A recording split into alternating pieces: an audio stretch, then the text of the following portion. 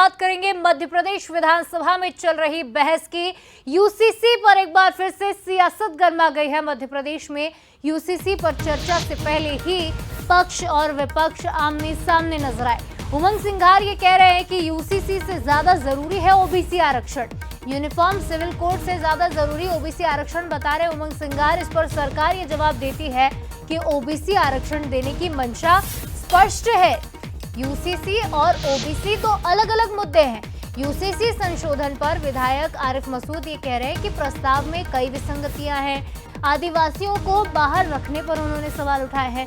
अल्पसंख्यकों के अधिकारों का जिक्र किया है, साथ ही साथ धर्म की स्वतंत्रता का जिक्र किया है। विधायक रामेश्वर शर्मा ने इस पर पलटवार करते हुए कह दिया कि सदन के बाहर विरोध का कोई फायदा नहीं है।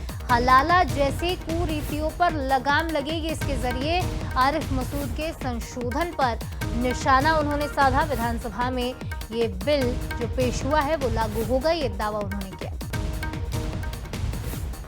इसी को लेकर बैठक भी रखी है सभी कांग्रेस विधायक दल के साथ, और इसी पे हम तय करेंगे। बहुत जल्दबाजी में भारतीय जनता पार्टी प्रदेश में कई मुद्दे हैं, बेरोजगारी है, किसान है, परेशान है, उनकी बात नहीं करना चाहती।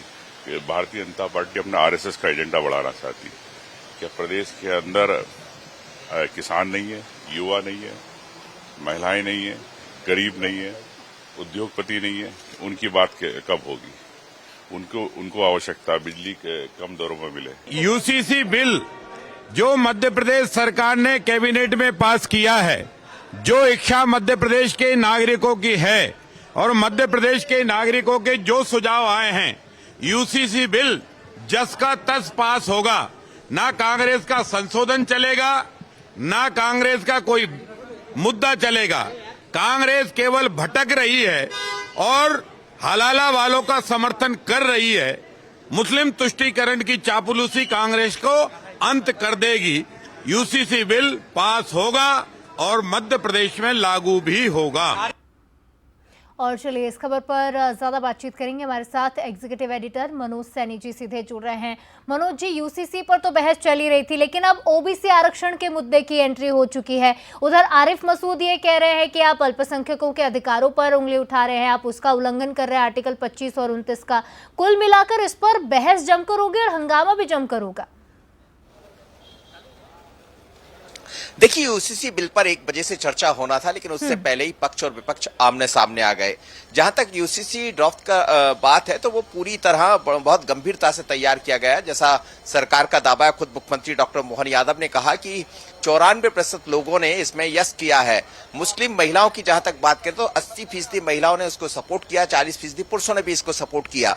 लेकिन इसी मुद्दे को लेकर आज सदन में चर्चा होना है, उससे पहले दोनों ही पक्ष और विपक्ष आमने सामने आ गए। विपक्ष के आरोप है जो आप सुना भी रही थी, तो वो उस तरह के आरोप यहां दिखाई दे रहे हैं। 27% ओबीसी की जहां तक बात है तो 27% ओबीसी का जो मसला है वो कोर्ट में चल रहा है, वो एक अलग मसला है, यूसीसी का अलग मसला है। लेकिन सरकार ये चाहती है कि आप खुलकर चर्चा कीजिए, यूसीसी में यदि कोई कमियां है तो उस पर चर्चा कीजिए, सरकार उसका जवाब देगी।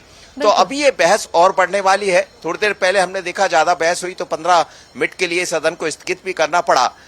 विपक्ष ये भी चाहता है कि इसको प्रवर समिति में पहुंचाया जाए। प्रवर समिति वो होती है जो अध्यक्ष की अनुमति पर एक अलग से समिति बनाई जाती है, जिसमें पक्ष और विपक्ष के विधायक होते हैं, यानी उसकी जांच करती है। उसके उपरांत उस बिल को आगे बढ़ाया जाता है। लेकिन मुझे नहीं लगता है कि इसकी जरूरत पड़ेगी। सरकार की मंशा बहुत स्पष्ट है कि यूसीसी बिल को इसी सदन में, इसी मानसून सत्र के दौरान पास करना है, और बहुमत भी सरकार के पास है। तो विपक्ष कहेगा जरूर, अपनी बातें कहेगा, लेकिन यूसीसी का बिल रुक नहीं पाएगा, वो पास होगा जैसी स्थितियां दिखाई दे रही। निश्चित तौर पर जिस तरह की स्थितियां दिखाई दे रही है, इसी बीच एक और अपडेट मनोज जी हमारे सामने आ रहा है कि यूसीसी बिल प्रवर समिति को भेजने की मांग हो रही है।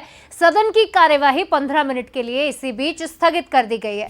तो एक बड़ा अपडेट आया है। इसी बीच सदन की कार्यवाही 15 मिनट के लिए स्थगित कर दी गई है और यूनिफॉर्म सिविल कोड बिल प्रवर समिति यानी सिलेक्ट कमेटी को भेजने की मांग उठी है।